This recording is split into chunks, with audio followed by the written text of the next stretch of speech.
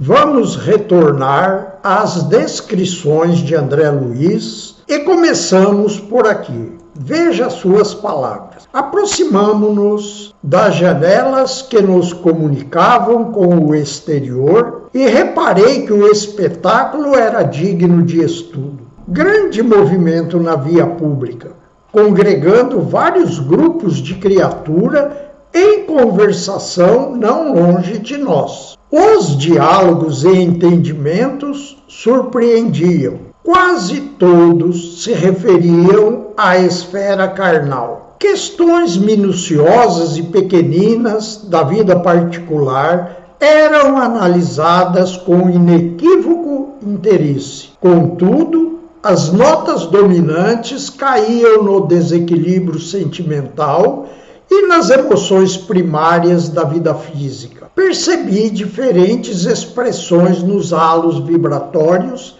que revestiam a personalidade dos conversadores através das cores de variações típicas. Dirigi-me a Gúpio, buscando-lhe oportuno esclarecimento. Não mediste ainda, respondeu prestimoso, a extensão do intercâmbio entre encarnados e desencarnados. A determinadas horas da noite, 3/4 partes da população de cada um dos hemisférios da crosta terrestre se acham nas zonas de contato conosco, e a maior porcentagem desses semilibertos do corpo, pela influência natural do sono, permanece detidos nos círculos de baixa vibração, qual este em que nos movimentamos provisoriamente. Por aqui, muitas vezes, se forjam dolorosos dramas que se desenrolarão nos campos da carne. Grandes crimes têm nestes sítios as respectivas nascentes e, não fosse o trabalho ativo e constante dos espíritos protetores que se desvelam pelos homens no labor sacrificial da caridade oculta e da educação perseverante,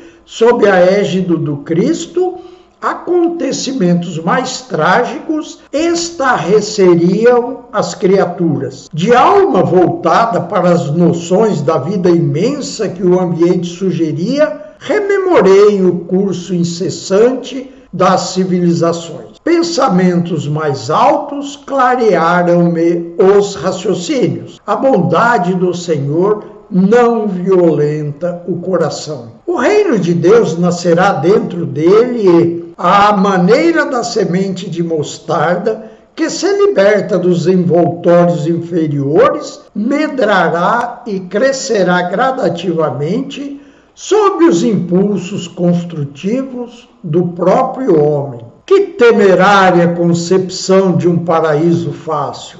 Gúbio percebeu minha posição mental e falou em socorro de minhas pobres reflexões íntimas. Sim, André, a coroa da sabedoria e do amor é conquistada por evolução, por esforço, por associação da criatura aos propósitos do Criador. A marcha da civilização é lenta e dolorosa. Formidandos atritos se fazem indispensáveis para que o espírito consiga desenvolver a luz que lhe é própria. O homem encarnado vive simultaneamente em 3 planos diversos. Assim como ocorre a árvore que se radica no solo, guarda ele raízes transitórias na vida física, estende os galhos dos sentimentos e desejos no círculo de matéria mais leve, quanto o vegetal se alonga no ar. E é sustentado pelos princípios sutis da mente, tanto quanto a árvore é garantida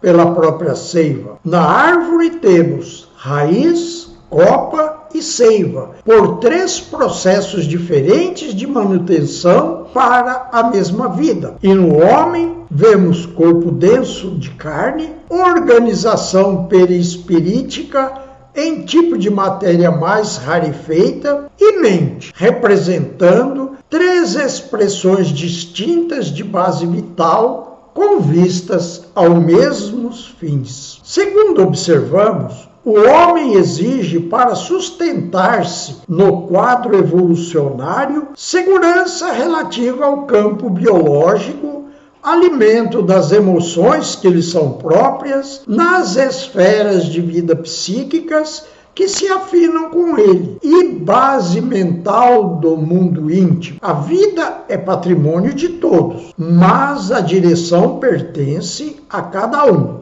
A inteligência caída precipita-se despenhadeiro abaixo, encontrando sempre nos círculos inferiores que elege por moradia milhões de vidas inferiores, junto às quais é aproveitada pela sabedoria celestial para a maior glorificação da obra divina. Na economia do Senhor, coisa alguma se perde, e todos os recursos são utilizados na química do infinito bem. Aqui mesmo, nesta cidade, tínhamos, a princípio, autêntico império de vidas primitivas que, pouco a pouco, se fez ocupado por extensas coletividades de almas vaidosas e cruéis. Entrincheiraram-se nestes sítios, guardando o louco propósito de hostilizar a bondade excelsa, e exercem funções úteis junto a enorme agrupamento de criaturas ainda subhumanas, não obstante atenderem a serviços que,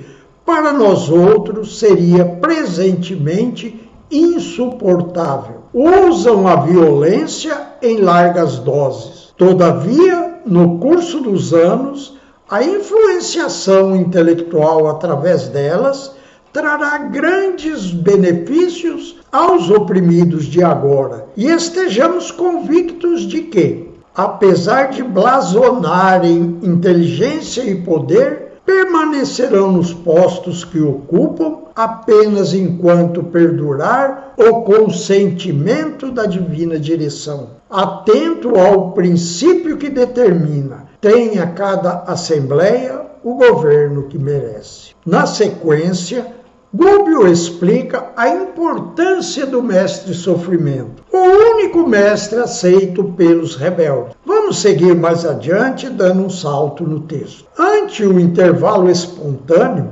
reparei, não longe de nós, como que ligadas às personalidades sobre nosso exame, certas formas indecisas, obscuras, semelhavam-se a pequenas esferas ovoides, cada uma das quais pouco maior que um crânio humano. Variavam profusamente nas particularidades. Algumas denunciavam o movimento próprio, ao jeito de grandes amebas respirando naquele clima espiritual. Outras, contudo, pareciam em repouso, aparentemente inertes, ligadas ao halo vital das personalidades em movimento. Fixei demoradamente o quadro com a perquirição do laboratorista diante de formas desconhecidas. Grande número de entidades em desfile nas vizinhanças da grade transportavam essas esferas vivas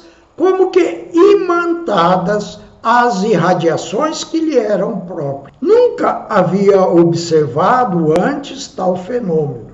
Em nossa colônia de residência, ainda mesmo em se tratando de criaturas perturbadas e sofredoras, o campo de emanação era sempre normal. E quando em serviço, ao lado de almas em desequilíbrio na esfera da crosta, nunca vira aquela irregularidade, pelo menos quanto me fora até ali permitido. Inquieto, recorri ao instrutor, rogando-lhe ajuda. André, respondeu ele circunspecto, evidenciando a gravidade do assunto. Compreendo-te o espanto. Vê-se de pronto que és novo em serviço de auxílio. Já ouviste falar, de certo, numa segunda morte? Sim, acentuei. Tenho acompanhado vários amigos à tarefa reencarnacionista quando atraídos por imperativo de evolução e redenção, retornam ao corpo de carne. De outras vezes, raras, aliás, tive notícia de amigos que perderam o veículo perispiritual, conquistando planos mais altos. Neste ponto, há uma observação que veremos mais adiante. Voltemos ao texto. A esses missionários, distinguidos por elevados títulos na vida superior, não me foi possível seguir de perto. Gúbio sorriu e considerou: sabes, assim, que o vaso perispirítico é também transformável e perecível, embora estruturado em tipo de matéria mais rarefeita. Sim, acrescentei reticencioso em minha sede de saber. Vistes, companheiros, prosseguiu o orientador, que se desfizeram dele rumo a esferas sublimes, cuja grandeza, por enquanto, não nos é dado sondar, e observastes, irmãos, que se submeteram a operações redutivas e desintegradoras dos elementos perispiríticos para renascerem na carne terrestre. Os primeiros são servidores enobrecidos e gloriosos, no dever bem cumprido, enquanto que os segundos são colegas nossos que já merecem a reencarnação trabalhada por valores intercessores. Mas, tanto quanto ocorre aos companheiros respeitáveis destes dois tipos, os ignorantes e os maus, os transviados e os criminosos também perdem, um dia, a forma perispiritual. Pela densidade da mente, saturada de impulsos inferiores, não conseguem elevar-se e gravitam em derredor das paixões absorventes que por muitos anos elegeram em centro de interesses fundamentais. Pois bem, atingimos o ponto de nosso interesse no texto deste livro. Mas antes vamos à observação. O perispírito, mais tarde, será objeto de mais amplos estudos das escolas espiritistas cristãs. Nota do autor espiritual. Pois bem, infelizmente, as escolas espiritistas cristãs não se dispuseram a este estudo.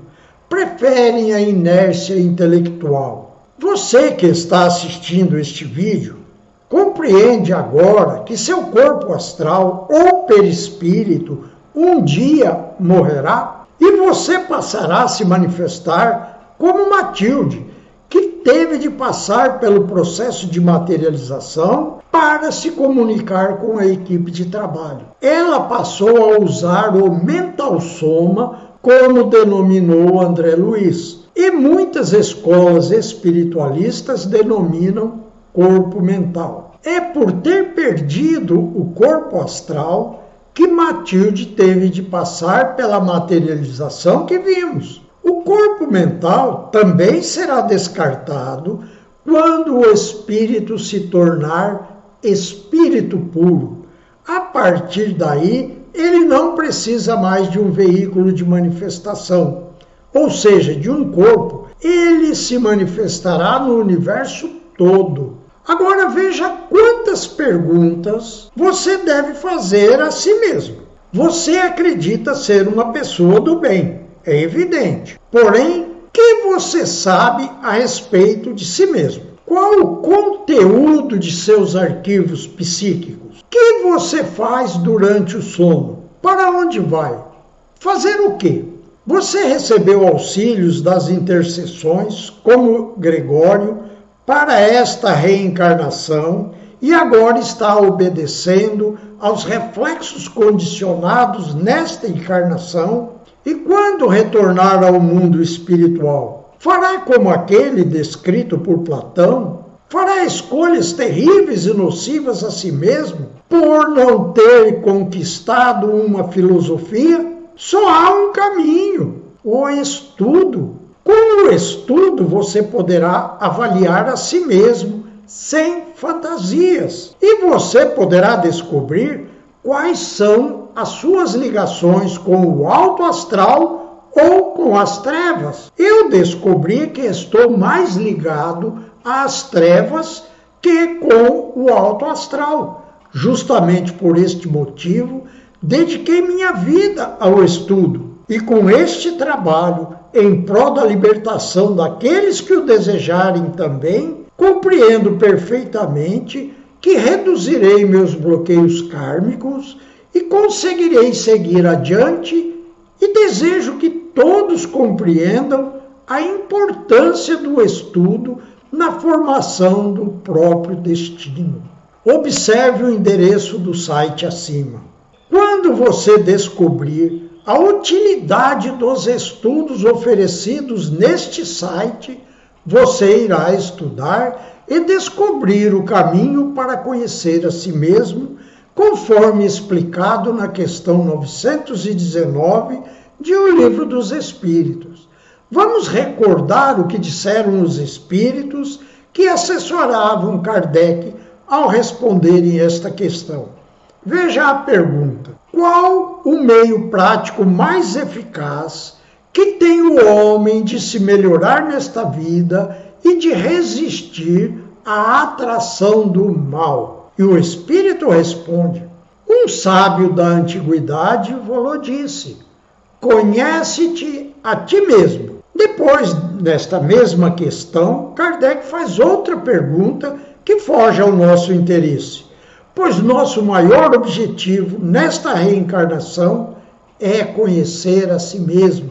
Veja, esta reencarnação que estamos vivenciando é justamente a mais rica em oportunidades disponíveis a todos. Porém, como disse o Mestre Jesus, muitos são os chamados, poucos os escolhidos. Raciocine sobre o que está fazendo com sua vida. Raciocine sobre o que está fazendo com as oportunidades disponíveis. Os espíritas, de modo geral, estão desprezando as oportunidades oferecidas. Raciocine sobre tudo que você está fazendo e como está construindo o seu futuro.